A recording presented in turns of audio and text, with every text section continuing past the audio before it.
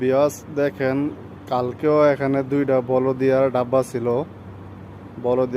ছিল, খুব ভালো। আজকে শহরে যাইতে বলা, তো দেখলাম যে কে জানি সিগারেটের আগুন খাইয়া মনে বলদিয়ার মধ্যে ফালাইছে।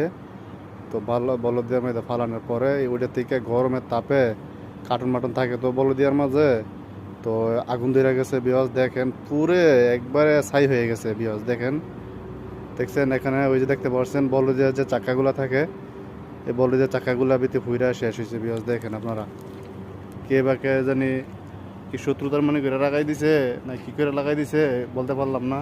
তো এটা অবশ্যই তদন্ত করবে। এই যে দেখেন বিয়াস, এখানে এই যে চাকাটা বলদিয়ার, যারা আপনারা প্রবাসে থাকেন তারা অবশ্যই চিনবেন বলদিয়া ডাব্বা। তো এই যে দেখেন কি অবস্থা, এখানে এখানে তুই রাখছে বলদিয়া পুইরা একবারে সারখার হয়ে গেছে গা।